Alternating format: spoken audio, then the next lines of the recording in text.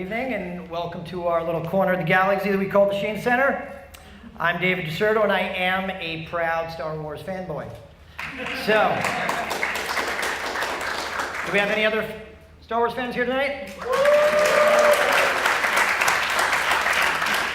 I find your lack of faith disturbing. Come on, do we have any other Star Wars fans here tonight?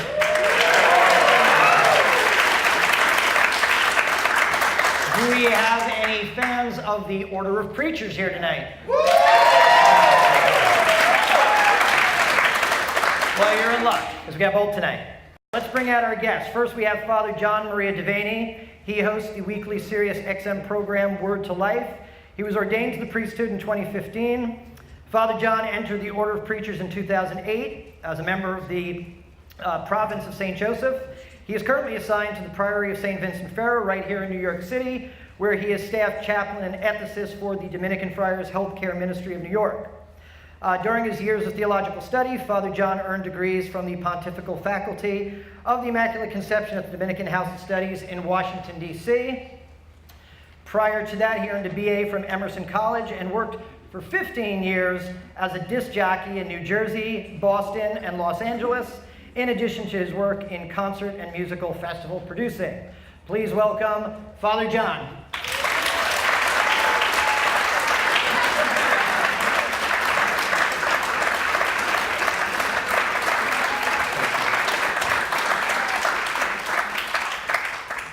Father Humbert Kilanowski was born in the nearby star system known as Connecticut. He earned a dual degree in mathematics and astronomy from Case Western Reserve University in Cleveland, and a doctorate in mathematics from The Ohio State. He entered religious life in 2010, right after finishing his PhD, and served at various ministries during his studies for the priesthood. After completing his STL degree in theology at the Dominican House of Studies in Washington, for which he wrote on the compatibility between faith and science on the topic of human evolution, Father Humbert was ordained a priest by Cardinal Dolan just this past May 19th. He currently teaches mathematics at Providence College in Rhode Island. Please welcome Father Humbert.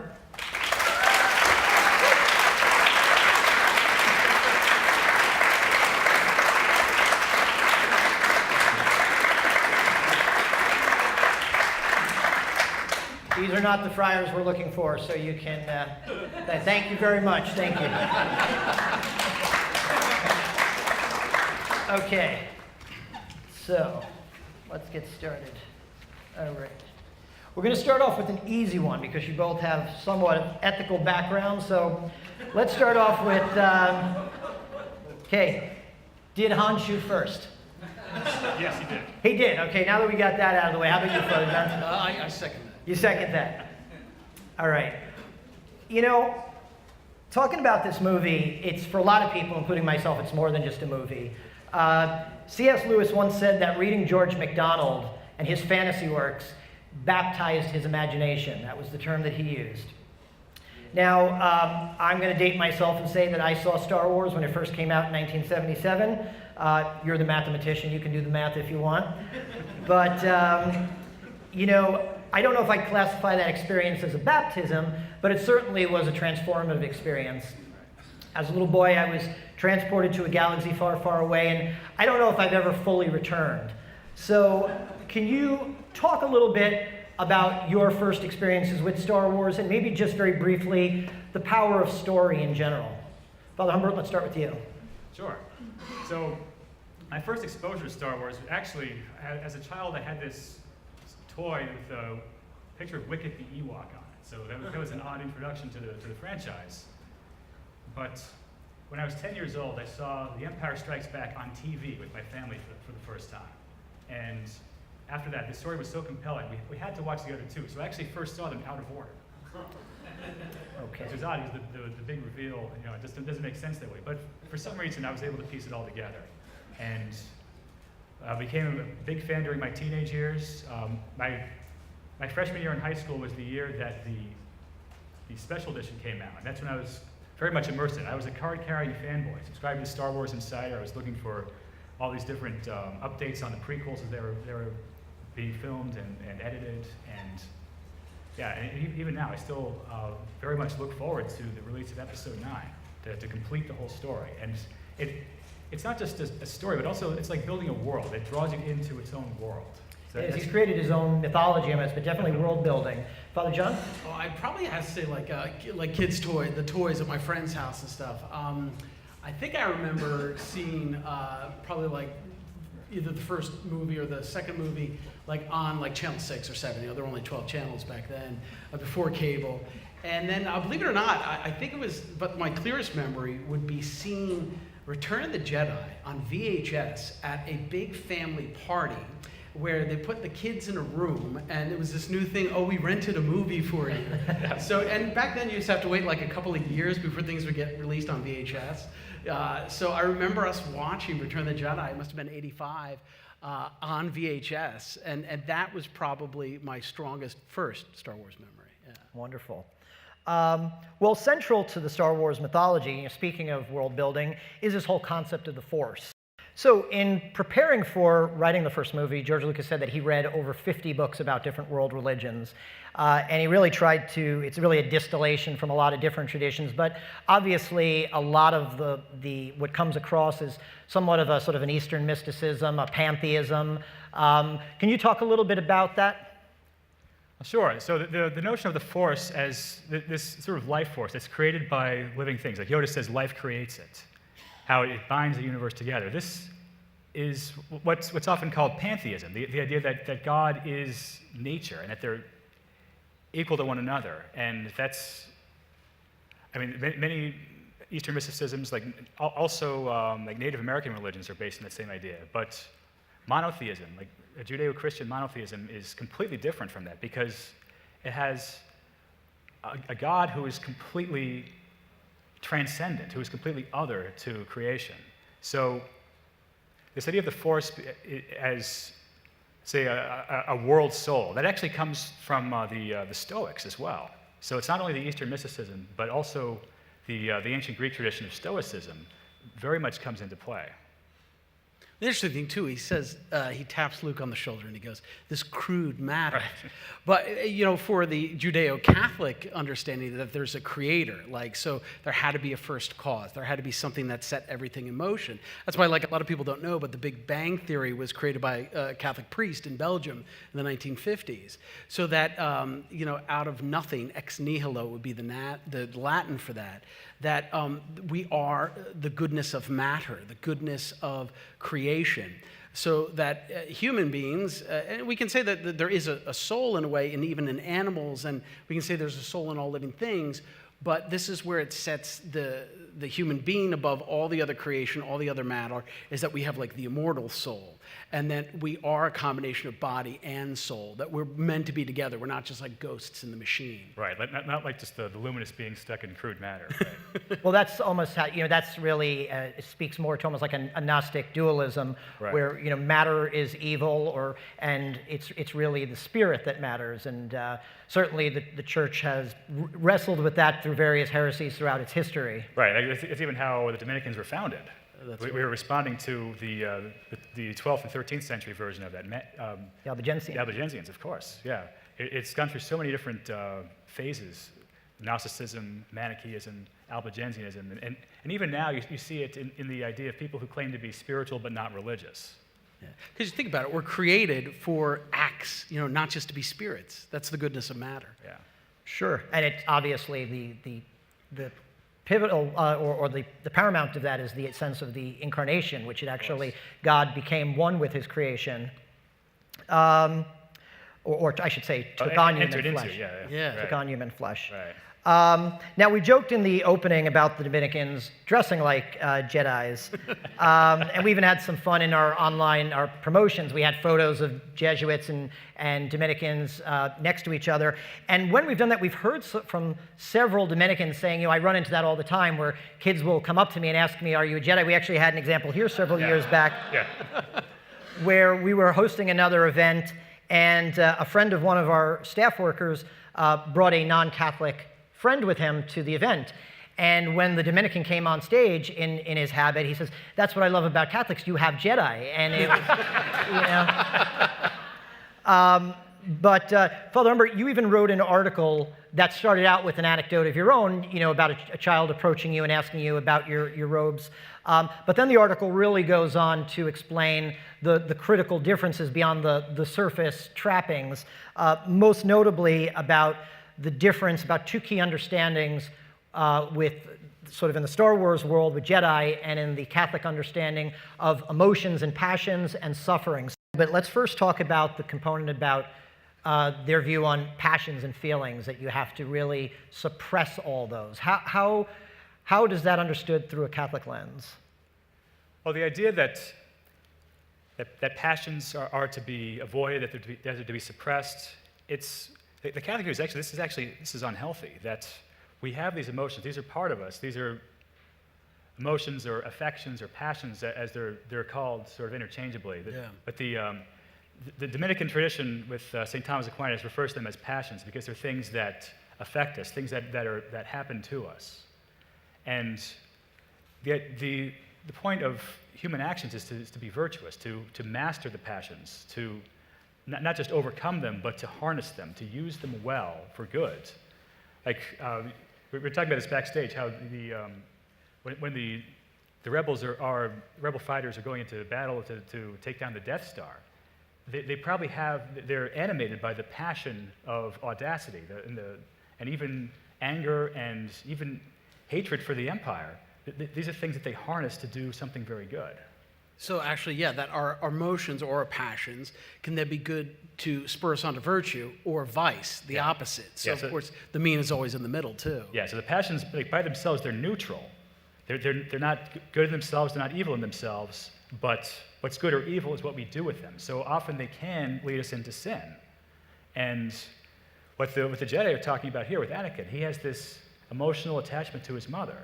And later on we'll see other emotional attachments of his and how these can lead him into trouble. But the emotion in itself isn't evil, but it's how he chooses to act on them. Now, you had said something, not that I want to play the question, but that hate can lead to anger can lead to hate, right? There's actually, that's one thing where he gets wrong, right? The thing was fear, anger, hate, and suffering. But actually, hate doesn't flow from anger, because the ultimate, the most fundamental of all the passions of the emotions is love. We're all wired to love. We have the ability to love. And hate means we love something opposite. So if we love one thing, we hate something else. Like if I love the Yankees, then I hate the Red Sox. Yes. But so anger, that's because something has happened to us that we hate. And this is like our reaction to it, how we feel that we've been wrong. Something unjust has been done to us, or there's some evil done to us, or there's some evil in front of us that we have to confront. So anger doesn't lead to hate. Hate actually leads to anger. Hey, think about it too. I mean, with Christ, he got angry in the temple because the money changers had turned the place into a marketplace. And so what did he do? He flipped the tables over. I mean, and he made a whip. He's making the whip. Well, he's you want to sell that in the house? And then you think about, he wept at his best friend Lazarus' death, And then, of course, we don't see it where in the scriptures, and then Jesus laughed, But of course, he laughed. Yeah. He had every single human emotion and passion that we have, fully human. Well, you can speak of righteous anger then, and actually Chesterton has a wonderful poem about Christ laughing, almost hiding that because we actually couldn't contain God's laughter. I mean, it's a wonderful poem. Nothing wrong with loving the Yankees and hating the Red Sox. So. Just say that in Providence, though. That's right. If we relocate the show, we better. Let's talk a little bit also, obviously, a core tenet of our faith is the salvific value of suffering. So can we talk a little bit about suffering as well? Because that really plays a lot in some of the other clips we're going to show too, about it really does speak to that almost classical, the Greco-Roman understanding of Stoicism where... Right. So could you speak a little bit about suffering? Right, so it's odd that Yoda puts suffering at the bottom of this downward spiral of things going to the dark side. Like suffering is the dark side. Like it's the ultimate thing to be avoided. And actually, suffering is unavoidable as long as we live this life, as long as we walk this earth. It's going to happen to us. It's part of our human condition. We suffer through illness, we suffer through injustice, and ultimately we suffer by the fact that we have to die. And Stoicism was the idea that we don't let any of this affect us in any way. So the Stoics thought that all the emotions were evil. I mean, if the passions in the sense that they cause us or drive us to action. So that ties into how, so you have the Stoics who have pantheism, just like the Force, and they have this disdain for passions. So the Jedi philosophy goes hand in hand with the Stoics very much. But to say that suffering is the greatest evil to be avoided, I mean, why do bad things happen to good people? I like to say because the worst thing happened to the best person, because of the crucifixion. Suffering can't be avoided, but it can be given meaning, and it can be made good. I think on that notion too, maybe in a small way, in secular circles, here we are, at the Thought and Culture Center from a Catholic perspective, but Jordan Peterson's tapping into this a lot right now, saying that, listen, Maps of meaning. Yeah, things suffer, and people are responding to that, and he's a secular philosopher from Canada. So people are, like in a secular way, saying that, yes, suffering is our lot, or sacrifice. He talks a lot about that too. So these things that are tenon and core to the human condition and cross religions, boundaries, nationalities, that they have to then have meaning to them, not just something to be avoided. So I think that is where the Christian perspective is totally different, that suffering can be used for the better good. And of course, actually, to talk about a force, we do believe, especially through the baptized, that suffering, being united back to Christ's suffering, actually is mysteriously at work in the world. So the fact you stubbed your toe and you were just about to, let off a couple of rosy words, and you said, all right, this time I'm not going to do it. I'm going to give it up. For all you know, that little sacrifice, that little pain that you gave up to the force, to the universe, to the world, is helping someone mysteriously around the world go through the worst day of their life. Yeah, it's that sort of interconnectedness that Yoda talks about. You're really touching on something there, that even the slightest suffering can somehow contribute to a greater redemption. And redemption is really at the heart of the Star Wars franchise. Obviously it's a story of good and evil, and though the original trilogy focuses on the character of Luke Skywalker, when you take it together with the three much maligned prequels, you really see that it's Anakin's story, or at least those 6 films are. I'm going to go out on a limb and say that, people often write off the Star Wars movies as sort of fanboy, pop culture-y stuff, but I think there's something almost Shakespearean about the understanding of fundamental human nature if you watch the full, trajectory of the stories. The original title of Star Wars was actually The Journal of the Wills, and it was W-H-I-L-L-S. In George Lucas's mind, the Wills were an immortal race of sort of watchers. They were sages that were recording the history of this galaxy. But it's ironic because it really is a journal of Anakin's will. It really talks about free will, and for all the talk about suppressing your feelings, it really, at the end, it's the love and compassion that wins out, where trying to reason would him didn't. So there's a lot to unpack in these things, but maybe, Father Humbert, you can go first. Star Wars it's a compelling story because it's the story of sin and redemption. It's something we see in the whole history of the human race, and in each one of us individually, how there's a fall from grace and then an opportunity to come back, to return to friendship with God, as we speak of it as Catholics, and to return to the light side, as they say in the Star Wars universe. So one of the overarching themes here, first, how seductive evil is. And we see that especially in the Opera House scene with Chancellor Palpatine and Anakin, how evil is something that tries to take over our will, tries to take over our decision-making process by appealing to the passions.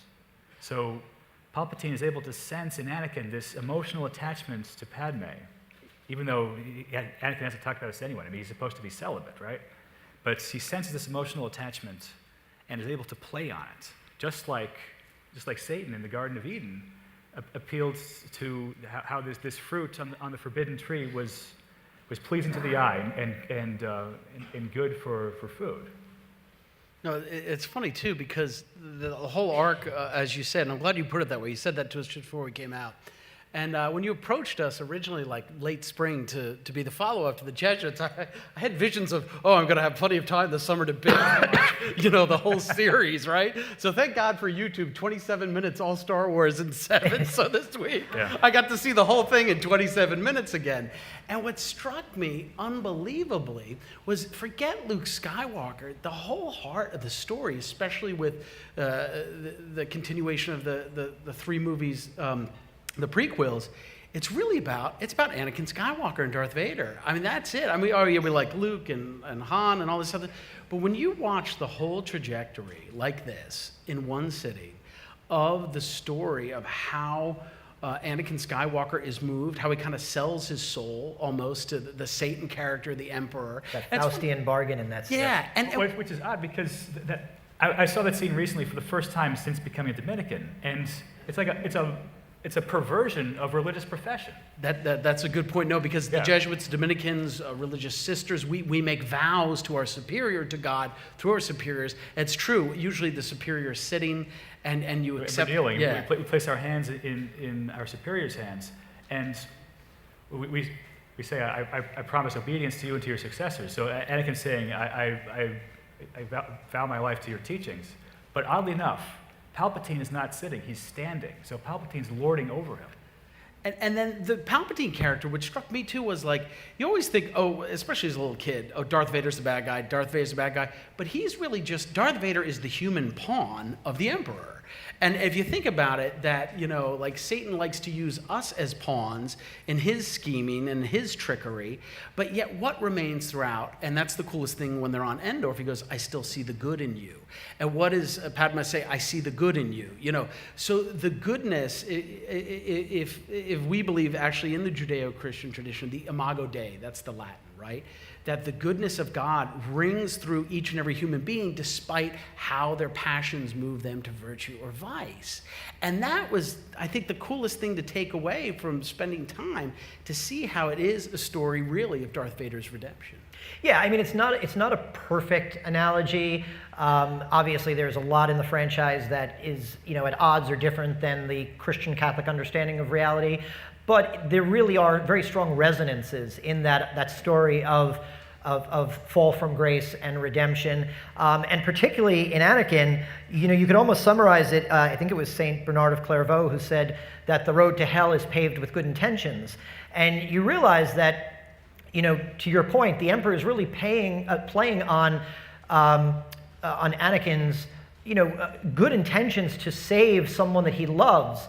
And it just leads slowly and incrementally to his own damnation. But the wonderful thing is, and I didn't want to add another clip at the end of that, but after the scene at the end, when Luke is finally bringing his father off the second Death Star before it blows up, he knows he's dying, and he tells his son, leave me here. And Luke says, no, I'm going to save you. And the last thing Darth Vader, Anakin, says is, no, son, you already have saved me. And he realizes that the physical isn't important. He's been redeemed. And that's, I think, a really wonderful sort of punctuation to the story of Anakin Skywalker.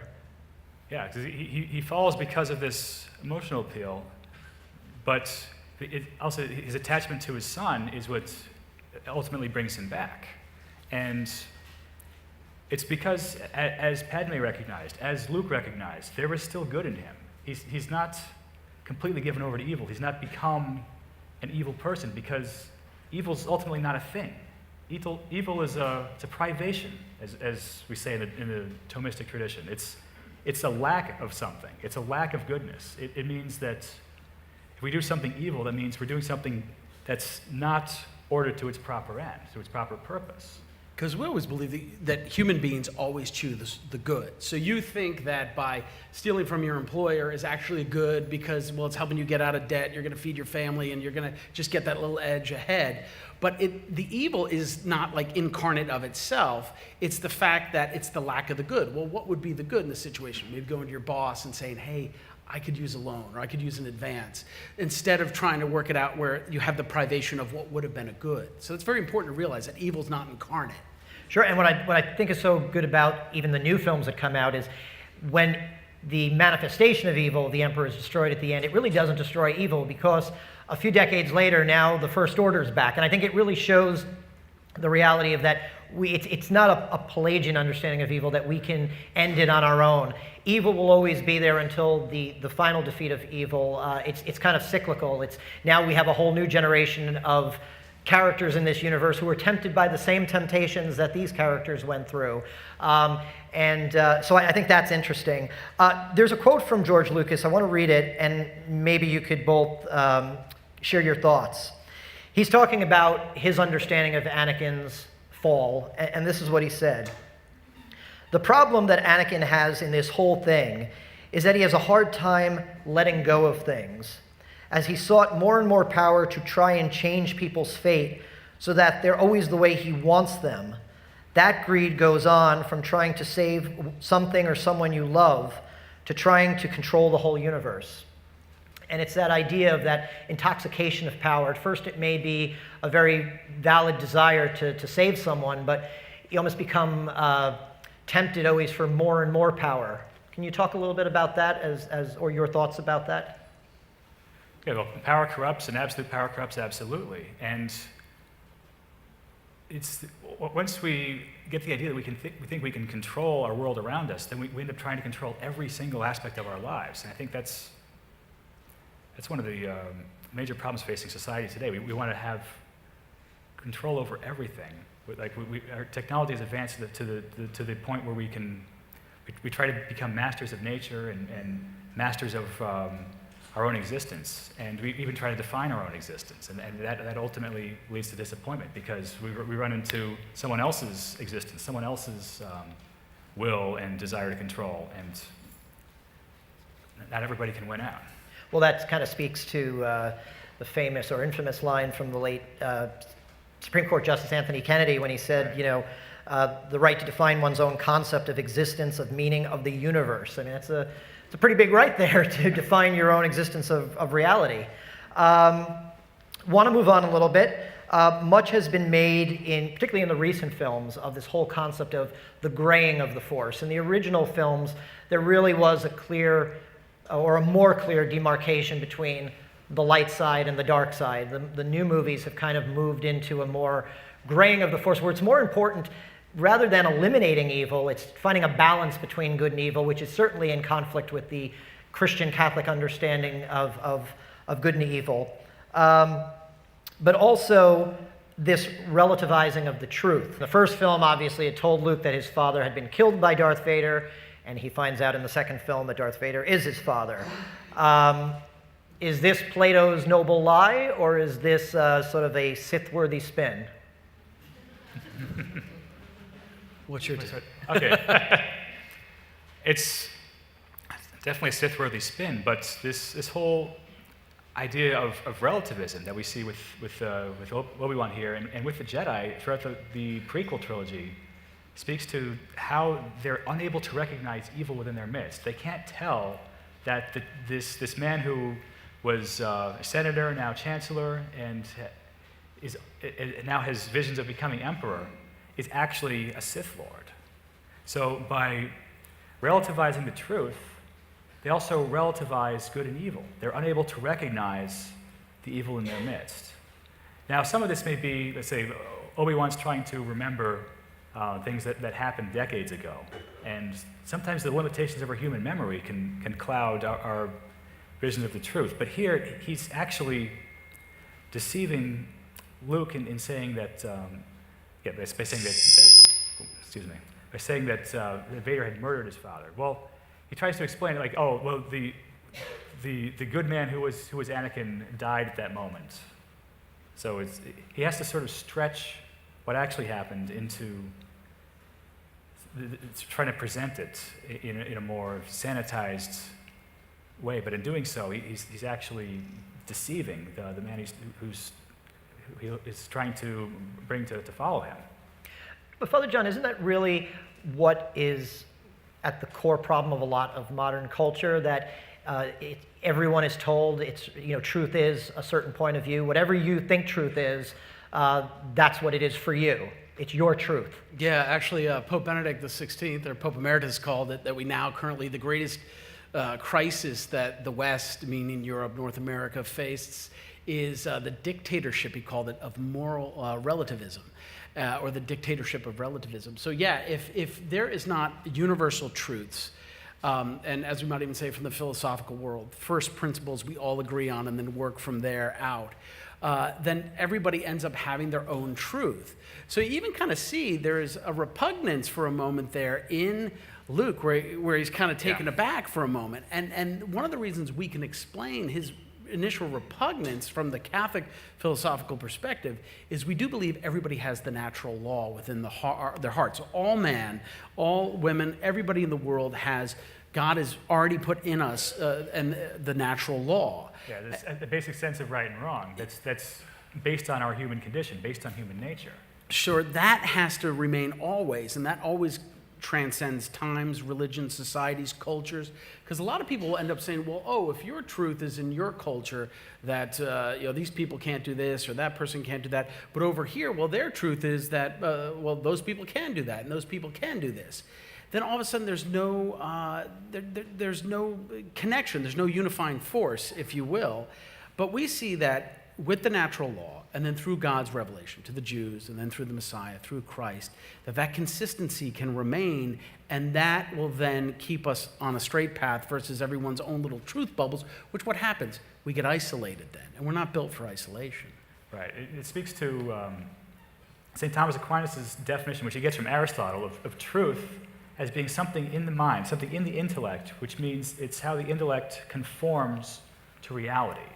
How there has to be something objective truth that's out there. I mean, this is not the X-Files convention, but how truth is something, how reality is something outside of us. It's something that we come into, we're born into this world. We didn't make our own world, we didn't make ourselves. But truth is how we attune our mind to what really exists. And this is something that Pope St. John Paul II spoke of in Veritatis Splendor, how, tying back to the natural law, how it's something that we have ingrained in our hearts, ingrained in our human nature, because it's based in the objective reality of who we are and what we are. So the sky is blue, and the sky is blue, Jar Jar Binks was a disaster, and Jar Jar Binks was a disaster. Yeah. I figured he'd make his way in at some point tonight. Yeah.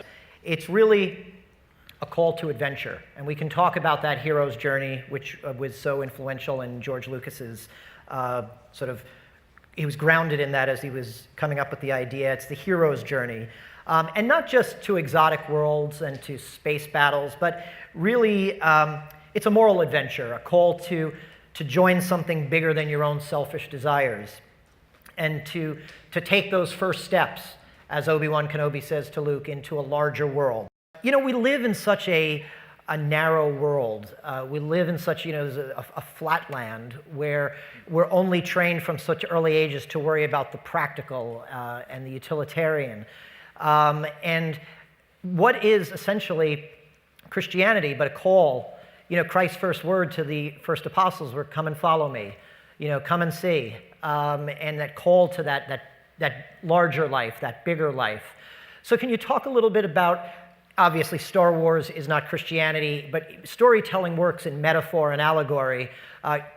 Christ himself used parables to teach lessons. Can you tell about the power of a story like this to really speak about our true human destiny and our call to being bigger, better than we may see ourselves? Well, definitely, yeah. So I've heard it said we come to know who we are through stories, and there are these tales of good and evil, of sin and redemption, of conflict and resolution. These are things that speak to us on a very human level. It's part of our human condition to hear and to write and to compose and tell these stories that reveal what it is to be human. And you may ask, what makes these Star Wars movies so appealing? Why does it have such a broad fan base? I mean, you could say, it was the sort of uplifting story that people needed to hear in the 1970s when we During the gas crisis, right? Yeah, the oil crisis, Watergate had just happened, Vietnam had just happened, and society was starting a decline, you may argue, I would, and you have this uplifting story that speaks to the needs of a nation in time of malaise. Actually, it wasn't the gas, it was disco. That's what it Yeah. was. Yeah.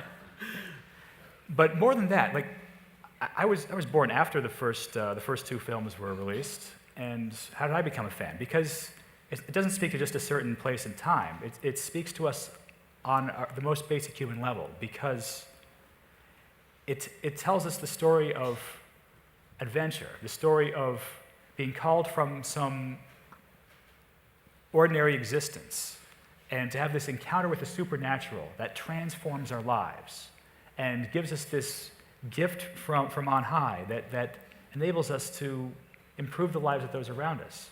So you talked about how George Lucas built the story on many different mythologies. And yeah, you can say Star Wars is a modern-day mythology. It's based on many different religious sources, and one of the biggest sources that George Lucas used was a book by Joseph Campbell called The Hero with a Thousand Faces, where he took this comparative look at religion and mythology and storytelling across all cultures, all times, all continents, and pointed out some common elements in all these stories. And we even see that here in the Star Wars movies. Like people saying, "Oh, the Force Awakens was just rehashing the plot of A New Hope," but it works. It works because these common elements speak to us. We have the call to adventure of Luke, this whiny farm boy. Oh, I was going to go into Tashi Station to pick up some power converters. Yeah. You think this guy's not going to be a hero at all, but he becomes one because he has this encounter with the supernatural, with the Force, by meeting Obi-Wan Kenobi and being trained to become a Jedi and using the Force to blow up the Death Star and ultimately restore peace and justice to the galaxy. And we see the same thing happens with Rey in The Force Awakens. She's a nobody. She's called from this existence where she barely has enough food to survive, and she's called to take a first step into the larger world as well. And Dave, you talked about the adventure of what can we in our modern times belong bigger a part of instead of this little moral relative universe we all can easily walk around in. If you think about this, Christ had that one parable where he's always talking about the kingdom, and he says it's like, he always refers to it like a wedding banquet a lot, and a wedding feast. And then he talks about how there was the invitation sent out to all the different people, which could represent all the people of time and space. And there's that one where a couple of people say, "Oh, I'm too busy, I have to go back to my business." That's what Christ tells, and they decline the invitation. So here you see how Obi-Wan Kenobi's inviting, in his own free will, inviting Luke to come and learn the Force, be part of the Force, and then what's he say? "Well, I'm too busy," And what happens? So if we allow mediocrity and the mundane and the usual to just play out in our lives and just kind of go with the crowd, so to speak, then yeah, there can be a boringness. Whereas what Christ kind of gave to the world and invited us to was come along for the adventure. Yes, it's going to end in this great wedding banquet for all eternity, but there's going to be a big struggle between now and then, and I want you to be part of the battle of good and evil. And believe it or not, it's fought in the smallest of ways, by forgiving your spouse, or perhaps finding that bottle of water for the guy on the corner who's got his little cardboard sign out. And that is the adventure. And when we give ourselves over to something larger, something bigger, something outside ourselves, that yes, does indeed call us to a certain moral life that's been revealed that will lead to our happiness, then we can save the universe. That's well put, well put. You had referenced, when the film came out in 1977, George Lucas has said in numerous interviews that he feared American youth were losing their optimism and their imagination. And he had hoped that in some small way this film would be somewhat of a remedy for that. In fact, it was very countercultural, like he said. It came out right after the whole Watergate era, where the whole idea of good guys and bad guys was being doubted, that there could be good guys. And here comes this modern fairy tale, which literally, there's good guys and bad guys, and the whole title of the film was A New Hope. And can you speak a little bit about the importance of stories like that for today, given in the world we live, the problems in our world, the problems in our country, the problems in our church. What better message is there than trying to reach out to that new hope? Hey, go ahead. I was going to say, hope is something we believe that's instilled in us at baptism. So this kind of goes back to that scene at Skellig, Mike, out in Ireland there at the end, that at baptism, we believe that God instills faith, hope, and love, puts it on our very souls, thumbprint, the theological virtues we call it. So it's the faith to believe what's been revealed, because there's a lot of things that had to be revealed to us. God had to open and communicate himself to us. We couldn't just figure out naturally. And then the hope. Hope not only for a change in our own time, a change for a better day, a change in society and life, but then the ultimate hope, the banquet, the kingdom, heaven. And then lastly, love. And love is what drives it all. The love of God, the friendship is also, Thomas Aquinas talked about this, that love actually, the virtue of love, so the virtue of faith, hope, and love. That love is actually also charity, or caritas is the Latin, and that meaning that we can be friends with God. So in our own modern day and age, our hope has to be rooted, especially as Christians, in our baptismal vows. So think about this, the last Jedi, and he's been away on this remote part of the solar system that R2-D2 had to have the map, I guess, to figure out. That instillment, if we can use the parallel from the film for a moment, it never left Luke. It was still there. It had to be re-presented to him. So believe it or not, for the most mundane Christian who's at the end of their life in a hospital bed, or they've failed in their career and their family and their marriage, faith, hope, and love are always there, ready to reignite, which I think can even make the worst of situation change even late in one's life. Yes, and it's good that you bring that up, because that sort of describes Joseph Campbell's own story. He was raised Catholic. He had sort of fallen away from the faith and become a syncretist. And when he was writing The Hero with 1,000 Faces, he thought of the life of Christ as one hero story among many. I mean, you could try to plot it out where it fits, like all the different plot elements on the story. You could say, so the baptism by John in the Jordan, that was the call to adventure, because that's when Jesus began his public ministry. And Campbell had fallen away from the faith and had stopped attending Mass for decades. But then on his deathbed, he specifically requested for a priest to come and give him the final sacraments. He still had that hope that was infused at his baptism that gave him the desire to make that final step, that final path in the adventure. So it's interesting, because there was a Dominican in England, Father Gerald Van, who wrote around the same time as Campbell, and said, well, you can compare all these myths and hero stories to the life of Christ, but really, Jesus Christ is the perfection of all of these stories, the perfection of these heroes' legends.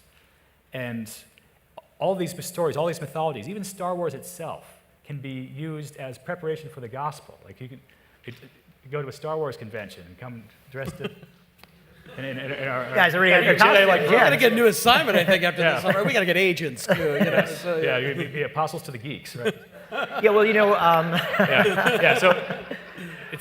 So anything can be built on, because grace builds on nature, of course, and perfects it. And we can see how any mythology, any hero story is perfected in the life of Christ, and that takes root in our own souls, because we also are called to adventure. We're given faith, hope, and charity at our baptism. That's our call to adventure. I've even seen my own religious vocation as sort of taking elements from the hero's journey. And all of us in every state of life have this call to adventure, because we're called to have this encounter with the supernatural, to have this hope instilled into us, that we can hope in a world beyond this one, in this eternal wedding banquet. So Star Wars is, like many myths, is one of the great stories that we have that instills hope into us.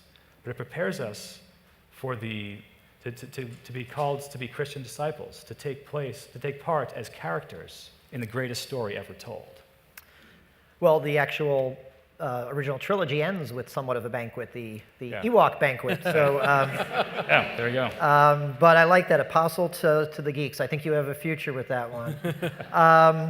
Chesterton once said that the world will never want for lack of wonders, but of wonder.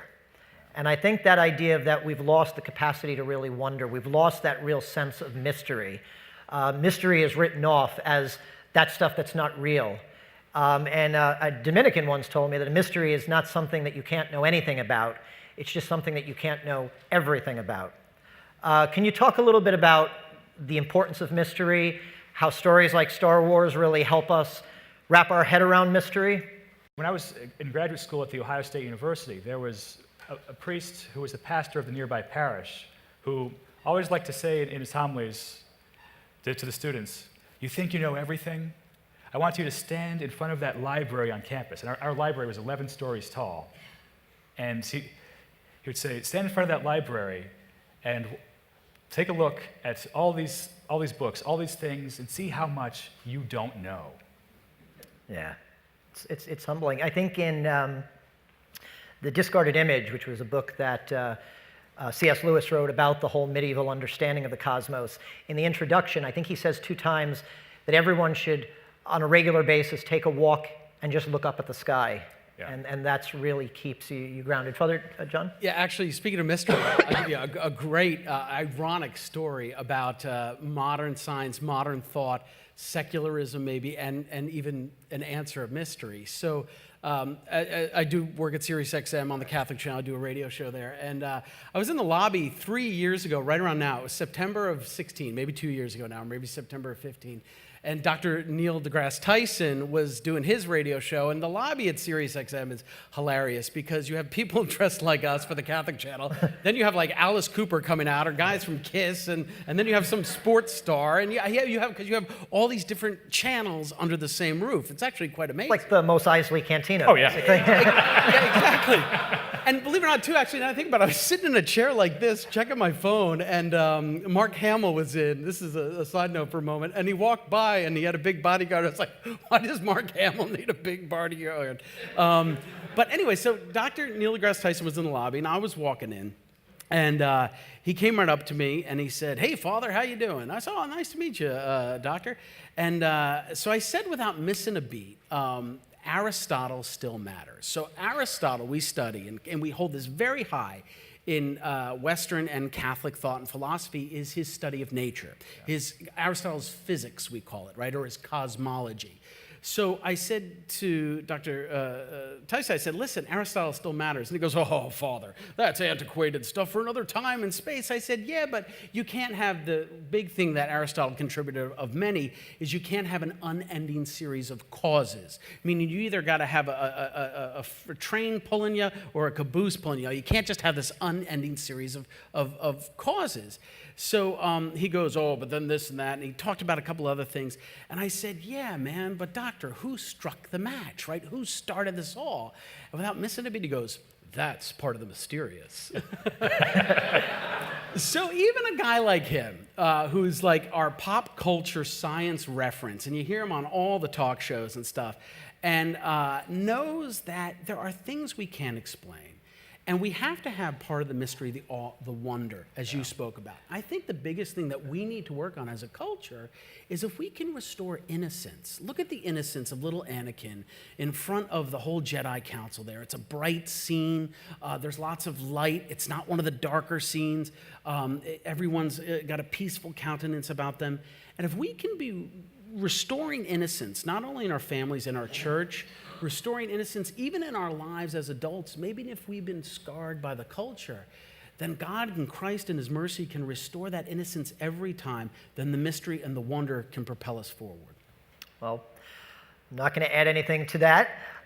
We'll now turn the questions over. If the audience has any questions, can we bring up the house lights a little bit? And I do think that there is a microphone on right over here. Hello, thank you so much for this conversation.